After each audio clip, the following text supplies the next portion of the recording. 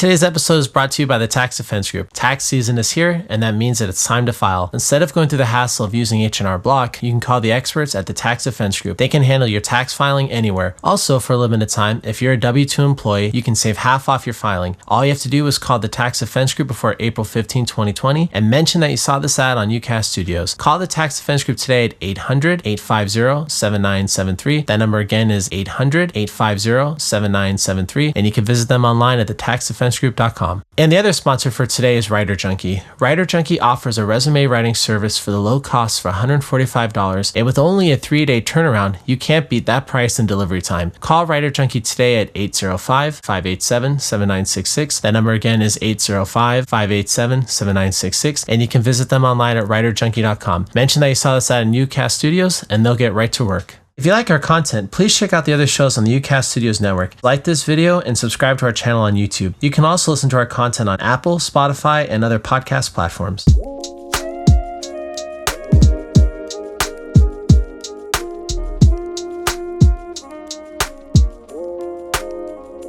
Hi, welcome to TalkSpot. This is Marcus, and today I'm joined by Zach with the YouTube channel Tap Out Corner. Zach, thank you for coming on.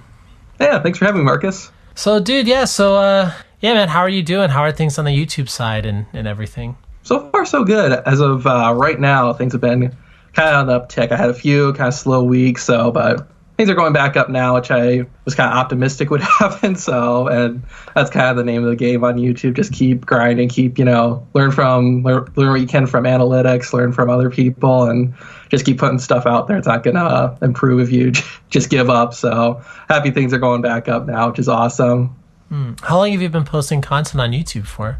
Oh, that's a big question. It kind of depends, I guess, where you look at. I guess my very first video I ever did, and it was interesting you mentioned this because I was just talking to someone about it. I think my very, very, very first video was back in 2009, I think, when I was like 12 or something. That was the first time I ever uploaded a video to YouTube.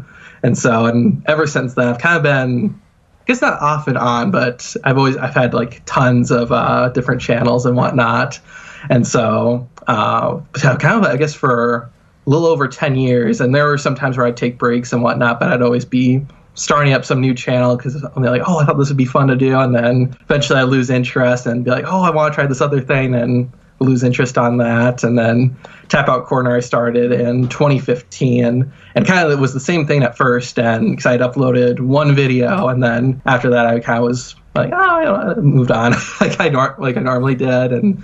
But that one actually, that very first video I ever uploaded, which was a video looking at the history of Sin Cara, because I thought he had a really interesting story with him in WWE. He had the imposter storyline and just all sorts of stuff like that. I thought it would be interesting to document, and I went back a little bit later and saw I actually got some traction on it, and he was getting some comments, and so that was one of the things that kind of launched me back into it, was seeing that there was a little bit of success in there. And then I think it was like 2016 or 2017 is when I kind of got back into doing videos on Tap Out Corner and did that for a little while. And then again, I kind of went dead. I was kind of interested in pursuing a few other things. And last year in July of 2019, that's when I kind of restarted. I was at a point where I didn't have a whole lot going on. So I thought, I found some success on this channel. I might as well give it another shot. And then, yeah, ever since then, it's been going pretty smoothly.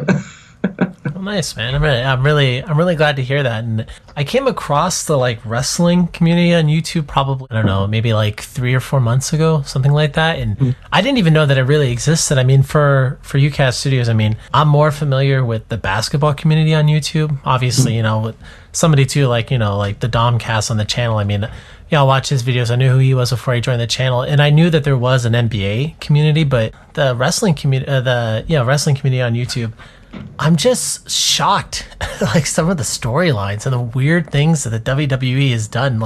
I try to remember the name of the guy's YouTube channel. I can't remember it now, but he does almost kind of faux documentaries almost of wrestling, and he did a whole 45-minute thing about Matt Hardy versus Edge with when they were, I guess it was Matt Hardy's ex-fiance, but then and when he did another video about Kane's involvement in that weird storyline, and then Kane, gosh, I can't remember the female wrestler's name, that he allegedly got pregnant. Yeah, I think I know the channel you're talking about too, and I think that's was the storyline with Edge, Lita, Matt Hardy, and Kane was kind of a part of it too, and it was that storyline where I was actually watching wrestling at the time, so it's a little fuzzy for me as well. But it was like Lita was supposed to be Kane, and Lita got pregnant in storyline, and then the classic moment that still gets replayed all the time today is when Gene Snitsky came out with the baby, and then punted the baby in the arena. And so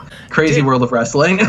Dude, wrestling, I mean, it's such, to me, it's such a fascinating thing, because it's like, I mean, I remember probably like 10 or 11 years ago when I was like a teenager, and the reputation of the WWE was like really bad amongst people that age. Like every time anybody ever talked about wrestling, it was always, oh man, this is so lame and blah, blah, blah. And I feel like over the last like few years or so, I feel like there's been a total shift in the way people talk about it.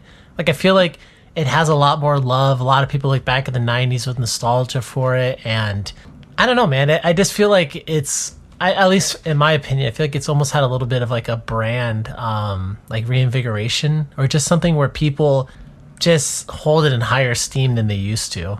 And, I had friends say, oh, well, it's fake and blah, blah, blah. Yeah, I mean, it's like, okay, fine. So yeah, maybe the results are like scripted, but that doesn't mean that they can't be fun matches to watch. And you see things happen where I'm just like, oh my gosh, like Edge speared this guy hanging, on a ladder. Like it was incredible. Yeah, absolutely. And so, and I think I kind of know what you were talking about too, with that kind of reinvigoration of it. And I guess for me, my perspective's always not quite of the general public, just because I'm always surround my social media feeds, always stuff from wrestlers and other people who are fans or involved in the business in some form. And so I always have that kind of perspective on it. And it seems like, at least for me, that perspective from the fan community, the wrestling community, it's kind of like the thought I guess I always have. It seems like it keeps getting smaller and smaller, because I always hear different things about how WWE's TV ratings have gone down. Oh, this is like a new low for them. And there's other, beyond that doesn't necessarily mean it's not as popular. It could, internet is obviously a factor in that as well. So it always seems like the audience keeps shrinking a little bit. And I think part of that might be too, it felt like, especially, now looking back 10 years in 2010 and compare it to 2020, it felt like kind of that late 2000s, early 2010s is when they were really starting to promote towards families and kids and trying to be a really kind of clean, family-friendly product. And I think they still do in some ways, but I think they've kind of, going from 2010 to 2020, I think they've really kind of narrowed themselves and really been targeting more of the wrestling audience, and really focusing on, let's, just have really good matches with, some of the best stars, and focusing a little less on storylines and wacky characters and situations and whatnot, which I know a lot of people have been saying that, the quality of the wrestling nowadays, with at least within the fan community, has been, the wrestling's, great compared to, 10, 20 years ago. But I think that's also driven kind of more the casual audience away, the people who do it. Because I think that, to me, that's what always draws people to wrestling, is these larger-than-life characters, these insane storylines, these insane moments and everything. And so I think kind of with their more focus on, let's just have really great quality matches, I think that kind of has limited them a little bit in terms of their audience. I think it's kind of pushes away the more casual viewers and kind of focuses more on the wrestling fans, the hardcore wrestling fans, which, not a bad thing at all, but I think that's kind of narrowed the audience, because I think the hardcore wrestling fans, I think it's, we always kind of, no matter what, we kind of keep on watching. I know some people leave, but I think just everyone gets kind of in that habit of, it's Monday, it's Friday, it's Wednesday, what do I do? Okay, I watch wrestling. And so I think the hardcore fans, I feel like, are a little bit more resilient, which it's kind of nice for them and everything to have the content catered more towards them. But I think in doing that, they've kind of pushed away the more general audience, the kids and the families and whatnot. What did you think about WrestleMania 36? How was this WrestleMania received compared to like the past one? Like, did people generally like WrestleMania 36, or? I felt like it was pretty good. Obviously the big talk was, it was such a different WrestleMania, and a little bit of disappointment because we had some, huge moments. Drew McIntyre won the WWE Championship, which was amazing because I thought was really cool too was because back when he kind of re-debuted in 2009, Vince McMahon introduced him, said he's the chosen one. That was his nickname, the chosen one, and he was going to become a future world champion. Then finally, over 10 years later, that finally came true, and it was kind of disheartening in some ways. It's awesome that he finally won the championship, kind of fulfilled that prophecy, and just seeing someone like that win the title was amazing. But it's like, same time, it's you not having the audience there. It's just such a kind of weird and didn't quite feel like as fulfilling. Not having a huge stadium full of people, cheering on, celebrating everything. It just felt kind of weird in that regard. But I would say one thing I did like about kind of I think it's presented a really good opportunity for WWE and just wrestling in general without having the crowd, because I feel like they were able to do some stuff and they kind of took advantage of the situation, which I really applaud them for. Because there was two, I feel like the most what's the word I'm looking for? Different, let's just say, different types of matches were the Firefly Funhouse match against Bray Wyatt and John Cena, and then the Boneyard match against Undertaker and AJ Styles. And I watched both those. I didn't watch the whole show, but I did watch a few matches, and those were two I wanted to check out. And one thing I loved is, they didn't take place in the Performance Center where they were holding WrestleMania at. They all took place, I guess the Firefly Funhouse match would kind of take place in the Performance Center, but they kind of took place in different locations. And the thing I liked about them is they weren't even, like, that's the thing, the big thing coming from this that I really enjoy is it's really changing what is a pro wrestling match. Because you always think, okay, wrestling match, you get in the ring, bell rings, fight, and 1, 2, 3, bell rings again, here's your winner. And so we've seen a few matches like that, where it's a bit different. Like I think of the Matt Hardy Final Deletion match and several other things had where they didn't take place in the arena. He filmed them in his backyard, and they were edited a lot more, almost like a film rather than sports broadcast. And that's kind of how these matches were at WrestleMania. The Boneyard match and then especially the Firefly Funhouse, they were both weren't quite shot like a typical pro wrestling match, kind of shifted away from the sports side, went for a little bit more, I guess, the entertainment side, and made it feel a little bit more like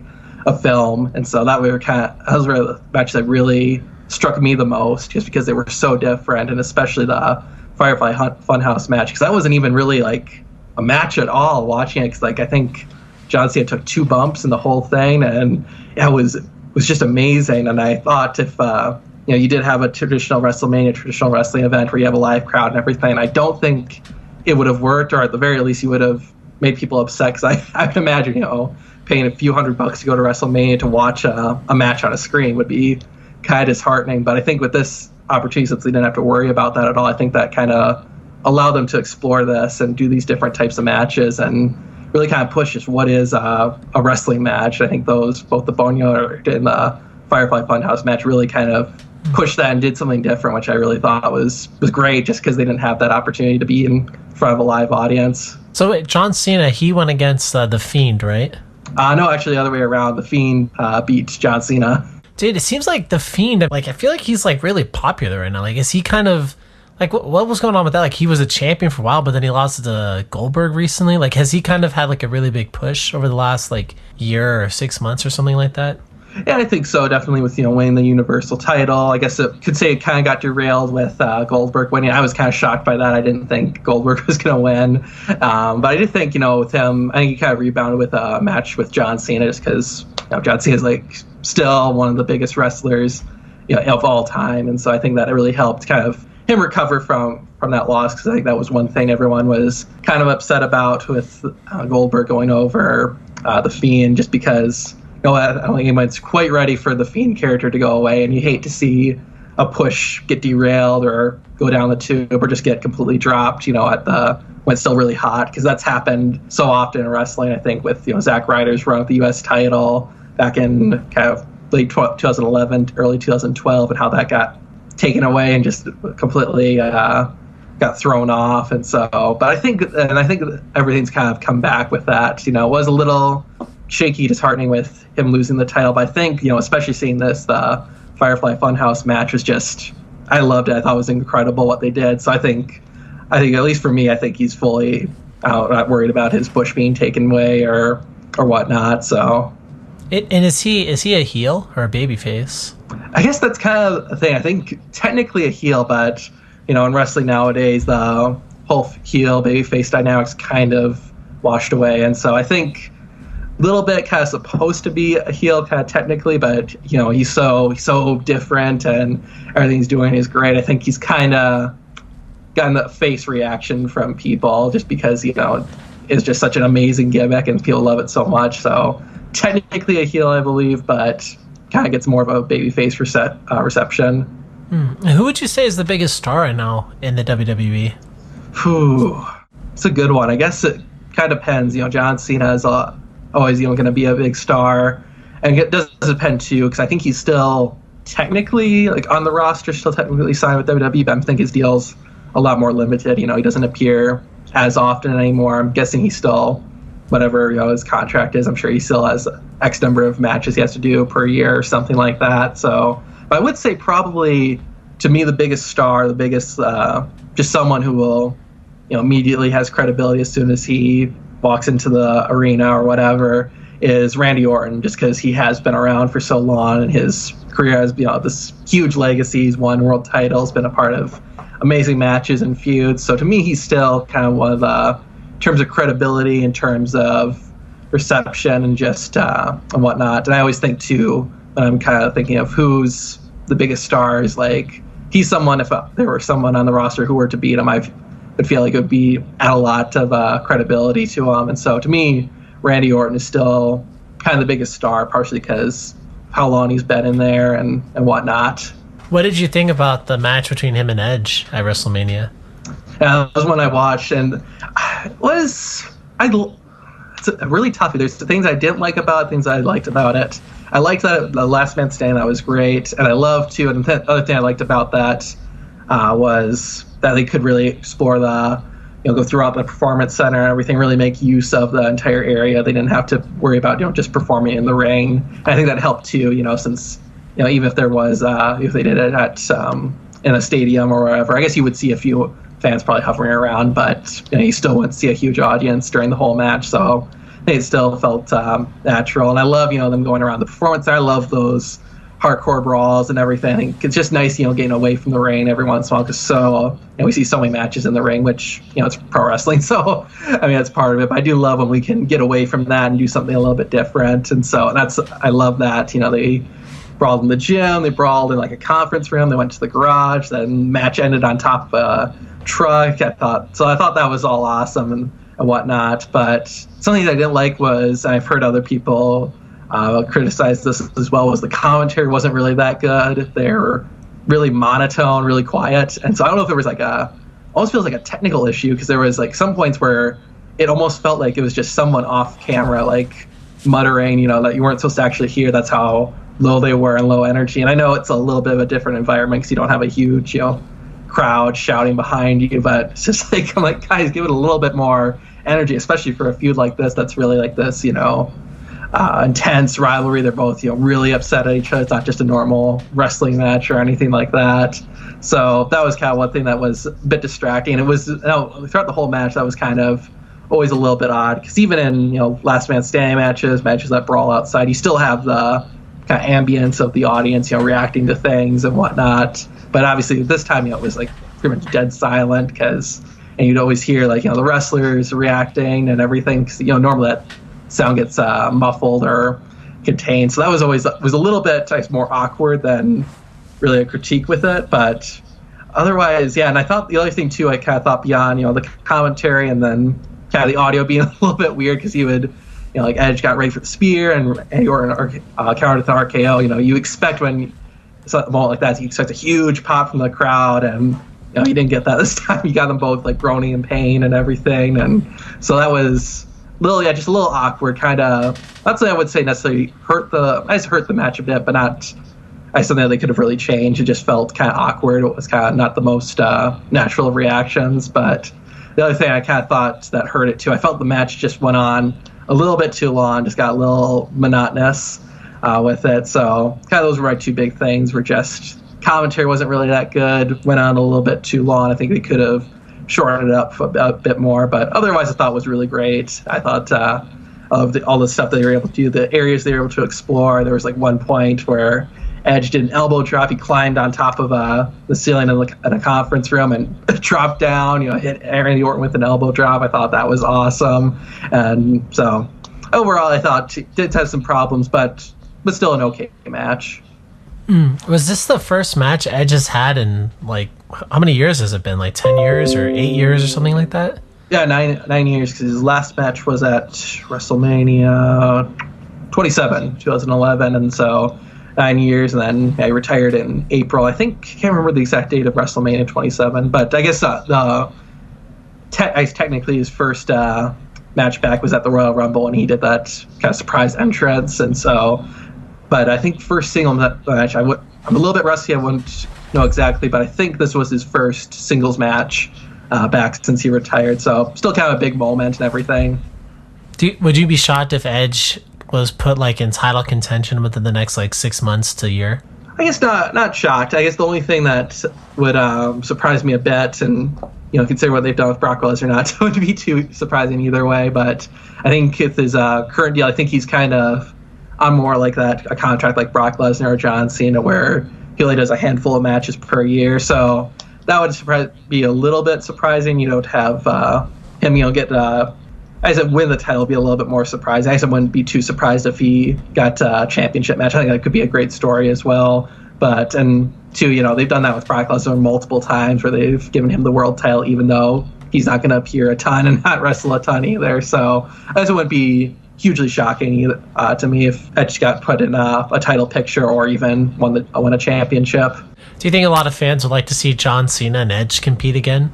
Yeah, I think that would be a great match. I think that would be one thing if I don't know if I would say switch them, but I think that would have been still a great match if they had John Cena versus Edge at WrestleMania. I think that would have been great because they have such a history together and whatnot. They had some classic matches, I think, but in 2005, 2006, and so I think that would have been really fitting for him to come back to a match with John Cena. And I think they still could, considering how much is Edge looking to wrestle, how long is he going to be, if he's going to keep wrestling or not, and same thing with John Cena, because with Cena moving more towards the Hollywood scene and everything, I'm guessing his availability is going to keep getting more and more limited and whatnot. So. But I think it'd still have the potential. I think they could still do it, have a nice kind of relive their rivalry, have a Edge versus John Cena match. What did you think of the Undertaker versus AJ Styles match? I guess I know some people really liked it, and that was always kind of the two that you could compare were the Firefly Funhouse Boneyard match. They were kind of similar in some ways. I preferred the Firefly Funhouse match over the Boneyard match. It was okay, but something that I didn't like about it, where it felt like there was a lot of stalling, where there's just moments where there's kind of taunting each other, where like towards the end, especially that was the one that stood out to me the most, where when Undertaker he choke slams or gives the last ride to AJ off the top of a building, then he's dragging him back or scaring him back towards the grave and kind of taunting him and is this what you want, AJ, and doing all that stuff, and it just kind of felt like he was just kind of repeating the same thing, wasn't really going anywhere, and there was it lasted for a few minutes. So that was kind of one thing I didn't like about it, was that it felt like there were points where it just kind of slowed down and nothing was really happening. But and the thing too, I know some people are comparing, which one's more insane, the Boneyard match or Firefly Funhouse, and I feel like the Boneyard match was still, it did have some more theatrical moments, but I felt like the Boneyard match was still like your standard wrestling match for the most part. There were, some stunts and whatnot that I'm sure there was safety involved and that were a little bit more scripted, for lack of a better term. They weren't quite like a normal wrestling match where you kind of just go off the first take and everything. I think there was a few that were set up a little bit more and prepared for. So, and there were, to be fair, there were a few more theatrical moments, like the fire coming from the house and all the druids appearing and whatnot. So, but I guess overall, I did think it was all right. I think I definitely would prefer, there was a few other matches on the show that I liked more than that, but I guess I thought it was fine. I just got a little bit slow at times. I think it could have wrapped up a little bit sooner, and I guess I would have liked if they pushed it a little bit more, done a few more insane things with it. I felt like it was still kind of like your standard wrestling match. How do you think it compares to other WrestleMania matches that The Undertaker's had? guess I would always. It's always kind of hard because there are like he's had so many great matches, in his. I think he's over 20 now, and so I don't know if it was necessarily one of my favorites, compared to like his matches with Shawn Michaels, with Triple H, with Edge, and whatnot. So I think it wasn't one of his best. It was cool to see the American Badass character come back and him do that, run riding the motorcycle and everything. And there were some cool, moments with him, like I think he threw Luke Gallows off the side of the building, then choke slammed AJ Styles and whatnot. And so I don't think it was one of his best. I thought he's had other WrestleMania matches I thought were better. Has there been a little bit of discussion that this was gonna like potentially be his last match, like he was retiring, or is that just speculation? I don't know. I think I never believe that he's gonna retire at this point, because there's been so many moments and so many times where like, oh, this is might be Undertaker's last match. Like at WrestleMania 33 2017, he had that match with the Undertaker, and Undertaker had a match with himself. No, he had a match with Roman Reigns, and then I think it was at the end he folded his cloak or his coat and set his hat on it, and kind of looked like, oh, is he retiring? And then of course he's come back, and so I know there's always kind of those rumors getting thrown out, and so, but I kind of feel like I always feel like he's going to come back, for another match. And I feel like, too, especially this year, that I feel like he's going to come back for something, especially around Survivor Series time, because he debuted back in 1990 at Survivor Series. So, this will be his 30th anniversary of being in WWE. So I feel like he's going to come back for something like that. So I'm never convinced that he's, whenever I always talks about him, as being his last match, his retirement match, I always kind of think, I feel like he's always going to have one more match in him. Next year at WrestleMania, who would you like for him to go against? That's a good one. I'm looking at the list right now. So he's done 27 WrestleMania matches. Like, he's kind of gone against everybody several times, actually. Gone through a lot. I guess, I don't know if I'd have a specific name, and I guess it does depend on, because the roster always changes, and who's being pushed always changes, and who's improving. But I guess in general, at this point, I kind of would like, because I feel like he's gone through so many legends at this point, so many big names, that I don't know who's really left for him and who's still in shape and condition that they can still go on, have a WrestleMania caliber match. But I guess I would enjoy him working with someone younger who's coming up on the roster, and who could either, don't know if they necessarily would have to beat him at WrestleMania, but could really be elevated by having a match with them. So I guess that's what I would enjoy seeing, is seeing someone newer on the roster who's a rising star and could really use that, could have could have a good match with them, of course, but then also really be elevated by having a match with them and help build a new star. It doesn't necessarily mean the new star would have to go over and beat him, but even if they can just show that this new performer can hang with this legend like the Undertaker at WrestleMania, I think that would still go a long way and help create a new star. So you wouldn't want to see something like The Rock versus him?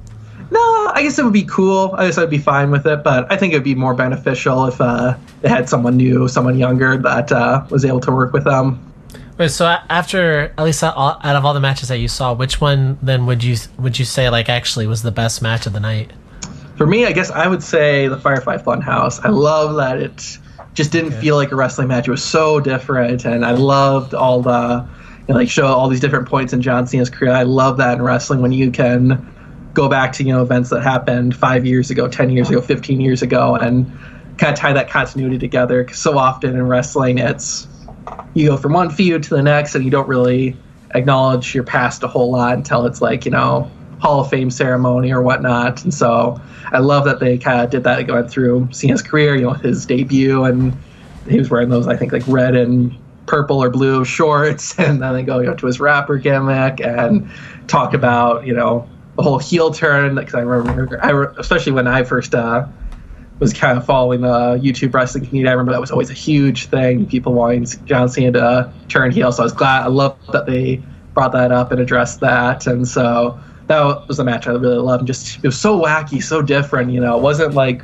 really a match at all. It felt like a short film almost, or something like that. It was just so different. That's what I loved about it. I feel like if WrestleMania was in front of a crowd, I don't feel like they would have been able to do this. I feel like just would have gotten a poor reception from the audience and whatnot. And so I think that's what I love too, is that they were able to take advantage of the situation that they had. And I think it really benefited it. This wasn't having a crowd didn't downgrade this match. I think it really helped elevate it, because I feel like they wouldn't have been able to go through with this, or wouldn't go through with this if they had a live audience. And I felt it fit so well with the Firefly Funhouse and everything. So that was by far my favorite match. So, and you've kind of alluded to this so far, is this idea that for WrestleMania, I mean, obviously there were no fans in attendance. What's the future of the WWE right now? Like, are they going to continue hosting like nights, like events, or are they? I think from how I understand it, they filmed. I think WrestleMania was pre-taped, and so then, and I think they pre-taped a few Raw, this past week, and then SmackDown as well. And I'm not sure if they did like just 1 week of TV, if they filmed just 1 week of TV advance or two. But I think and then I think Florida's under stay-at-home order, which I'm not sure exactly the logistics of that or how that works. But it sounded like, I thought I saw something that said, they're just gonna keep pushing forward, have as limited of a crew as possible and take some safety precautions. I heard that they were gonna make a few changes to the ring to help, keep it as safe as possible. And so, yeah, I think they're still planning on going forward, and just, for the time being, we'll just keep, doing it in the Performance Center in front of no audience and kind of making the best that they can do. And I can understand from their end of it, why they would hate to, not like just, take a break, go on hiatus, because, Raw has that moniker, that prestige of being the longest running weekly episodic television show. And so, if they just miss 1 week, that all, goes out the window. And so I can see kind of from that, that's, I know for myself, that'd be so hard to give up on. And I'm not sure what they all have with, USA and Fox and what their deals I'm sure that also is playing into it as well. But I think for the time being, they're just kind of playing, okay, we'll just keep doing it in the Performance Center as best we can. And I'm assuming that'll also extend into the next pay-per-views as well. They'll just keep doing it in front of an audience until they can start going on tour again. It's a really interesting time, that we're in right now, where, I mean, I guess everyone already knows what's going on. I mean, I don't think there's anybody that's like, oh, what are you talking about? Like, the world's totally normal. What could you possibly mean? I mean, obviously, for all of us, like, our lives are impacted. And one thing I actually thought was kind of cool about WrestleMania happening right now is that, like, it's just some sports. I mean, it's just so crazy for nothing to be happening. Like, I interviewed Andy Bernstein recently, the photographer for the NBA. Yeah, he said the same thing, that he's like, it's just so weird that there's just no sports. I mean, for myself, it's like, that's really like the only TV I'd ever really watch was just, just sports. Like, I mean, I like listening to a lot of other things, but the only thing I actually watch for like pleasure, was sports. And it's just weird when there's just nothing going on, Yeah. And I thought that was something cool that the WWE, and I know some people were very unhappy that they did it, were like, oh my gosh, that's so irresponsible, blah, blah, blah. But I don't know. I mean, I feel like I haven't heard anything negative come out about it. So obviously they must have done it well. Yeah, absolutely. And that's one of the things I remember kind of going back, to March. I remember, there were rumors, like, oh, well, WrestleMania get canceled, the city close on them. And I remember thinking at the time, no, there's no way, they're going to just push forward. They'll maybe announce they'll take some safety precautions. But then, midway through the month, I felt like that's when it really started to step up, and, lots of things were closing down. So I was like, geez, I mean, like, it was hard to fathom the idea of WrestleMania not taking place in front of an audience, nobody, either not having anybody there or not even taking place in a huge stadium. And then, here we are now with it in the books that's happened. And so, yeah, it's crazy. And it was weird too, because I remember just thinking like, yeah, there's no way that's going to happen, that they're going to do WrestleMania in front of nobody. It's one thing for Raw or SmackDown to, emanate from the Performance Center and not have a live audience. But I was like, WrestleMania, no way, that's not going to happen, And then when it was kind of getting serious, and I thought, okay, they're going to postpone it. They're going to say, okay, we're going to do it, summer or, whenever.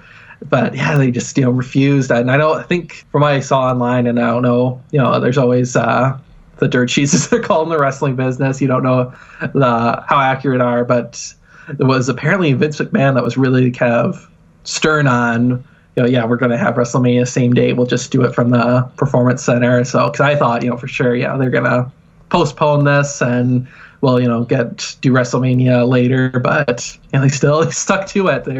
That's one thing I could commend them for, is that they're really, when they set a date, when they say they're going to do something, they do it. They don't let anything stop them in that regard. It's so crazy, man, when you think about the fact that, like, some of these sports, I mean, right now, like, playoffs are about to start. I mean, baseball, the season, basically the season got cut off like a week and a half before spring. Like, I never thought I'd see the day, though, that the only form of sport in existence, and I guess people can debate whether or not the WWE is a sport, but the only one that's active is wrestling. Yeah, oh, really? And I guess that it's interesting, too, because that's one thing with wrestling that's always been so unique about it, is that there is no off season. It's every Monday night new show, and every Friday night for like SmackDown. It's just always always something new. It's that whole there's never an off season with wrestling, and this is kind of showing that there's like nothing that seems like it will ever stop. WWE at least from continuing to put on a show. So they're just so resilient with keeping things going. Kind of, I guess it speaks to it in some ways, and I guess considering the history, like I said, with no off season, I guess it's both kind of surprising they wouldn't step away from this, but I guess not surprising at the same time. Vince McMahon, whenever it happens, like, let's say if he were to pass away on a Saturday or Sunday, do you think they would cancel Raw that week? No, I don't think so. I think so. Even his death, they'd still no, because you would think too.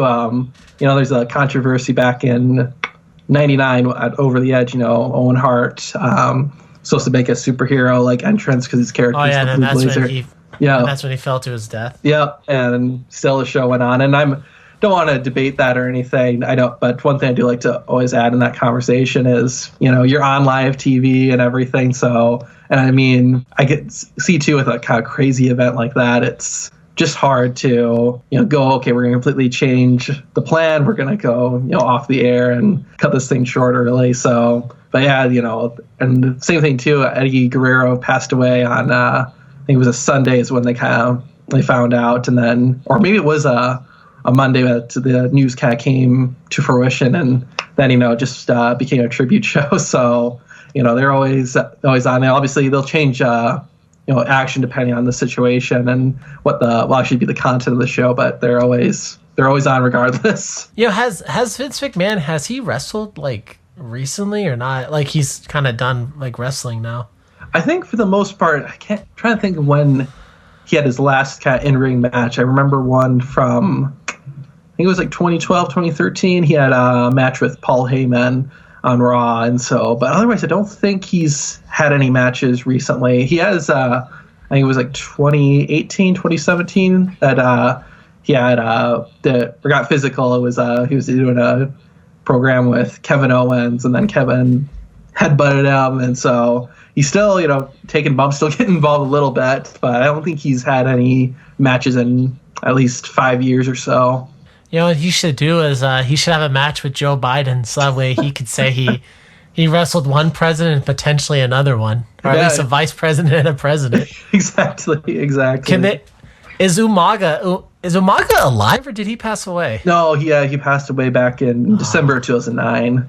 Oh, man. Yeah. I guess, Bobby Lashley, he's still around. Maybe get Bobby Lashley and, like, Goldberg, or Bobby Lashley and, like, Brock Lesnar. They could do it. They could be another hair match. Yeah, exactly. Dude, I remember I was, like, a really big wrestling fan at that time when that match happened. And, dude, like, I don't know. I just remember that WrestleMania was just, like, I remember, like, loving it. I forgot the number that was, but, dude, I was just blown away that whole thing, that whole promotion, everything about that match. Yeah. That was crazy, and it was interesting too, just seeing how that, especially in 2016 during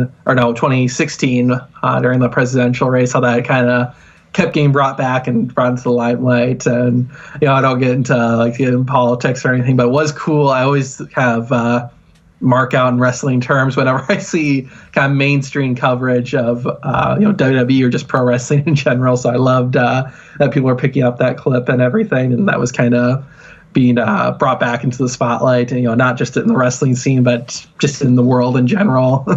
Dude, did Rob Gronkowski, did he show up for WrestleMania too? Did something happen with him? Yep, he was the host for WrestleMania, and then he actually won the 24/7 championship during the show as well. So he's currently a champion in WWE. What I don't know, what is that title? I mean, is that like a newer-ish type of title? Yep, I introduced I think mid of 2019, and I think it was kind of something, we're gonna need something new. Let's get some excitement going into the show, and as it's kind of in a way a spiritual successor to the Hardcore Championship. It's not quite not quite the same thing, but it's the idea of that it can be defended. It's always on the line, so all you need to do is get a referee, pin the guy, and you're the champion. So, which I do love. I love that they brought that title back. I think there's so much wacky stuff you can do, and it is kind of it's not this huge prestigious title, but I do like that they have kind of these lower titles. The U.S. title and Intercontinental title are your kind of mid card belts, and your world titles are obviously for your main eventers. So I kind of like that there is now this kind of third tier title for people on the lower end of the card, that they have something to fight over and something to do, and it just adds a new dynamic to wrestling and whatnot, into WWE, that you kind of can always have these kind of wacky, kind of take a break from the main action sort of thing. So I love that they brought that in. Yeah, man, I was looking on Wikipedia, what were the matches, and dude, I didn't even see that match even show up, but I do remember, I thought I saw something the other day where it was like, oh, Rob Gronkowski won, and I was like, what? Yeah, and I'm sure that part of it, because he signed that contract, and from as far as I understand, he's going to eventually be a WWE wrestler and part of the roster, and so I'm sure, but guessing more. Are you serious? Like he's gonna be like a regular talent, like a Ronda Rousey or something like that? I think so. That's at least from how I understood it, is that when he got signed. So that'll be something to see. And I guess he does have a little bit of a history in WWE. He was at WrestleMania 33 in 2017, and he got involved in the Andre the Giant Memorial Battle Royal and helped his real life bud Mojo Rawley win the match. And so he's got a little bit of a history with WWE, so it's not completely out of the blue. But yeah, it was kind of interesting seeing that news, and I'm sure one of the reasons they put the title on him, had him win it, because kind of like what you were saying, it's mainstream news and whatnot will pick that up and say, hey, Rob Gronkowski, new WWE 24/7 champion. So yeah, I literally heard about that like on the radio. I heard somebody say that, and I was like, oh, really? Yeah, it's crazy. And I think that's one of the things, too. I mean, because I always liked a little bit of a business guy, for lack of a better term. And so I can see that being great for WWE to have the 24/7 title, because, it's not like the world title or even like the United States or Intercontinental belts, where you kind of need to protect those a little bit. You can't just throw those around and give them to somebody. They have a prestige, and you don't want to damage that. But I think with this 24/7 belt, it's kind of for fun. It's not meant to be taken super seriously, and so I think that helps. Because there's been other celebrities that have won the belt, and so and that of course gets you a bit of mainstream buzz, because then people pick up and say, hey, so and so just won a WWE championship, and so I think from a business end as well as just your content and your product, I think that's what was a really smart move for them to introduce the 24/7 belt. And what too? So Drew McIntyre, he defended against Lesnar, and then he did another match against the Big Show. Yep, on Raw. I haven't seen it, but Big Show made his return. He also returned earlier in the year and then went away, and he's kind of been on that kind of schedule now. I think it's just because he's been with the company so long and whatnot. He's a bit more of an attraction. They will bring him back every once in a while, and so now he's back again. And I think it was also too, he has that new show on Netflix. So I think it was kind of bring him back, help get people excited for Big Show, so they'll go check out this Netflix show and it'll do well. Dude, it sounds like half or more of the big names in the WWE are like part-time wrestlers. Yeah, like between like Goldberg and Lesnar and Cena and Undertaker and Edge and Big Show, like, dude, it seems like half of the really big guys are like part-timers.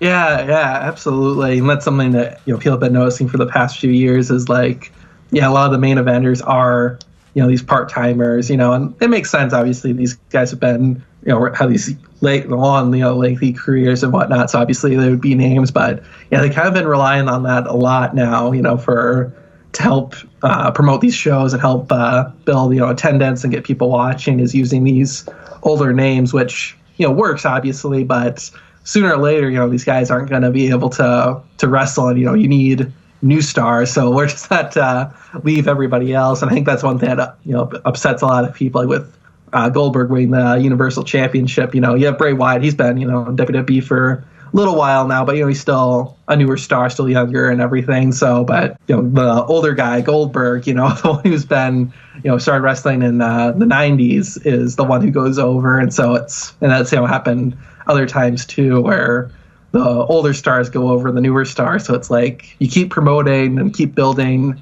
these veterans and everything. It's not like they need to, lose to every new star, but at some point, these newer stars are going to need to take their place and be able to draw audiences. So where does that, leave them if they keep on losing in these high profile matches?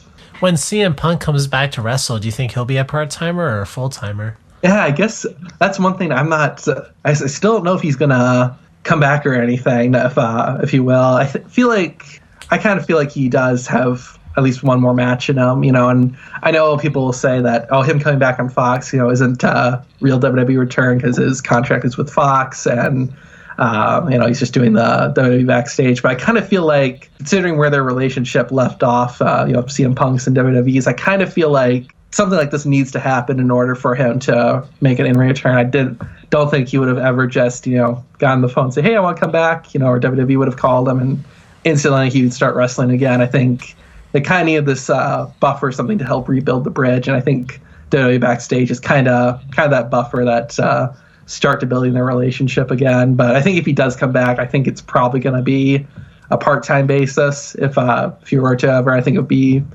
only even I'd say like maybe 3 matches at the most per year. Something pretty, I'm guessing, pretty small. And one thing though with Punk that he always would say is, once he's done, he wants to be done. He doesn't want to, be a part-time wrestler. He doesn't want to, come back for, one match every few months or so. But things change and everything. I mean, so you never know. Yeah, I guess. Well, that's one way of putting it. When you say, "Oh, I'm definitely not going to do something," and then you completely do a different thing. yeah, exactly. That's one way of saying it. Things change. It's called like money. I guess. Yes. I mean, if you're CM Punk, it's kind of like, why not? I mean, if you're going to be a professional wrestler, I mean, really, the WWE is your best shot. I mean, I know AEW is like growing, but I don't know. Like, if I was a friend of CM Punk, I would say, hey, man, like, yeah, dude, like, what's the point of you sitting out and then one day you're going to wake up and you're going to be 50 and you're going to have like such little time left to wrestle? Why not do it now? Because isn't he like 40 or like 39 or something like that? Yeah, 41. Around that age. So yeah, he still has time, but yeah, this clock is ticking. I mean, I would do it if I were him. I mean, I feel like he's one of the bigger wrestlers. I feel like for sure he's one of like the top, 5 most popular wrestlers that debuted after the year 2000.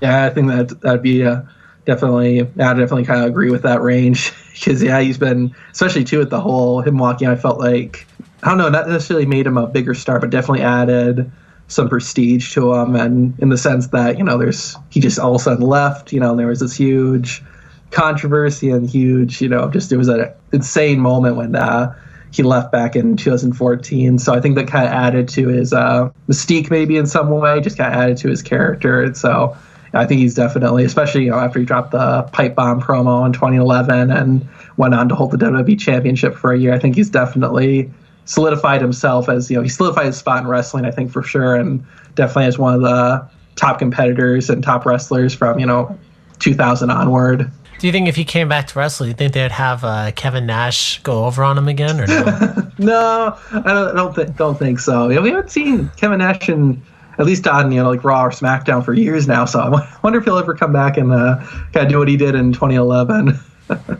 Dude, I don't know what it is, man. I've never really liked that guy. I don't know. Every time I ever see him on TV, I've just never really been a fan of his. Yeah, I was kind of, because I do remember in 2011. I did kind of get excited seeing him, but I think I kind of always get excited seeing someone return to WWE. It's like, oh, they're back. And so, but I've never been a huge Kevin Nash fan, but at the same time, he was, was big, in the 90s and whatnot. And so he was more prominent and was in his prime before I was watching. So that's probably one of the reasons why I've never connected with Kevin Nash or Diesel or whoever in my wrestling days.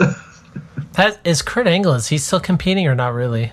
Not really, no. I don't think so. I think he might. Actually, no. I was going to say he might be doing independent bookings, but I think he mostly, if he does, appear on an independent show or at a convention, I think he's just mainly doing like photos and signings. I don't think he's wrestling anymore. I'm sure he could probably still, lace up the boots and get out into the ring if he still wanted to. But I think he's kind of quieted down. I guess he did have his retirement match at last year's WrestleMania 35, and so that was his last match. But obviously, in wrestling, no one's last match is truly their last match usually. So I think we could still see him come back in the future.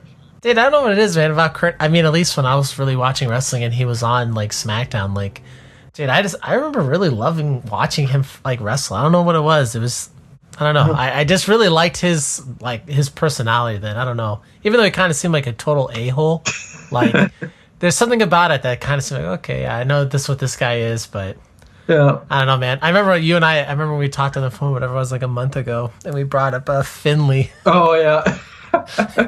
Dude, just a dude where it's like this guy just looks like somebody they could have just they just grabbed some like kind of tough looking average size Irishman. Yeah. They said, oh, like, hey, go out there, we'll give you a leprechaun and a shillelagh. Yeah. That's the stuff, man, about like WWE where it's just he just looking, you're like, oh my gosh, it's just so shameless. Yeah. Dude, that gimmick was like 15 years ago or like 12 years ago with Finley. Yeah. And like, you always did the thing too where like, wouldn't it be like that, like the referee would be distracted and that's when he would grab the shillelagh from wherever and then like he'd hit you with it. Yeah, absolutely. Yeah, it was it's interesting just how much it's changed. And even like, because I go back, and watch some older stuff from even 10 years ago, and I'm just like, geez, they did this and it still got, didn't really get a whole lot of heat from it. And so, obviously now things have changed a lot, but yeah, it's just kind of crazy how it doesn't feel like it's been, that long ago that there was some stuff that really wouldn't fly by today that was going on back then. Well, like even the whole Kane thing with like a baby being killed, like, yeah, what a whole. And then, dude, that guy Kane, he became a mayor. Like, he's like some mayor in like some area in Tennessee. Yeah, Knoxville County, Tennessee.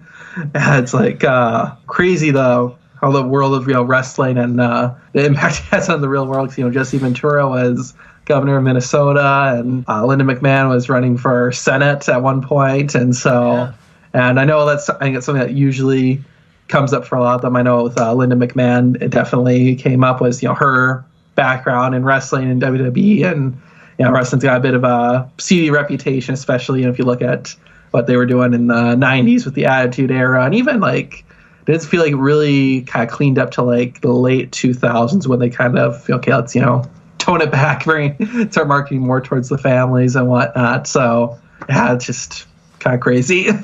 Dude, I'll be honest with you, man. I kind of liked it more when it was skeevy. Like, I liked it like when it was so over the top. Like, I don't know. Do you remember the show Celebrity Deathmatch? Oh yeah, I've heard that. Yeah.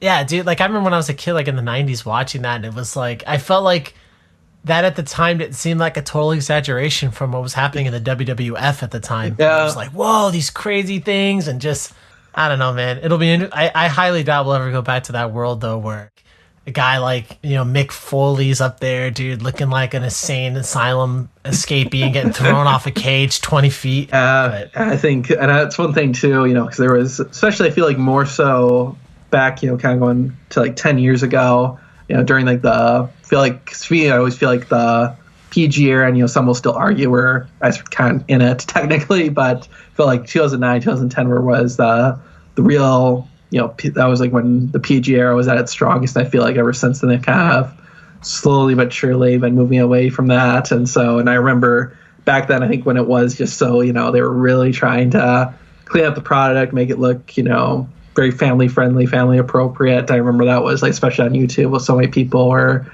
just wanted the Attitude Era to come back and everything. And I kind of always thought about that too, and why doesn't WWE go, even just a little notch towards that direction? I guess they kind of have in some ways, but someone actually pointed out, Samoa Joe actually, because he got to ask that question a few years back, and never thought of it, but he pointed out like times have just changed, since the late '90s and everything. So a lot of that stuff that was going on that they were doing back then just would not fly today. Sponsors would drop their deals with WWE, and WWE would get they got flack back in the '90s for it. Just imagine now with social media and how many websites and bloggers and everything, just how much flack they would get nowadays if they started doing what they were doing back during the Attitude Era. Well, dude, could you imagine if they debuted a wrestler like Eugene today? Yes. Yeah, I would have definitely not would have applied so well today. And I kind of noticed that because I actually know him personally, and I would, always look to see, if they still, even smaller wrestlers and whatnot, they still, bring them up and we'll highlight, oh, hey, remember this cool moment, I remember this. But I've noticed they do not really bring up Eugene a whole lot. And I think it's just because of that gimmick, it's kind of looking back on it, it's like, yeah, this might not fly so well today.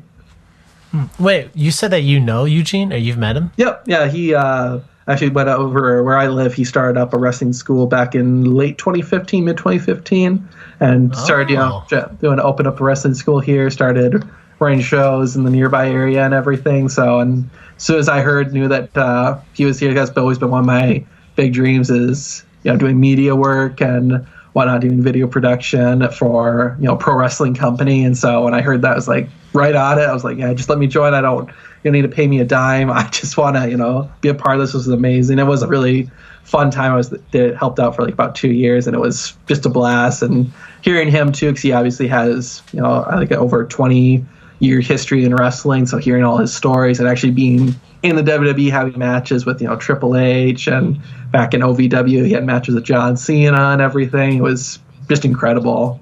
Oh, dude, that's great, man. Yeah. All right, Zach. Well, definitely, dude. I don't mean to take up any more of your time. This was very in depth and very good, man. Like, how can people follow the content that you make? Like, how can we keep up with the things that you're doing? And best place to be in touch with what I'm doing is my YouTube channel. So it's youtube.com/tapoutcorner. That's where I'm posting. Basically, focus most of my attention on is always getting new content out there.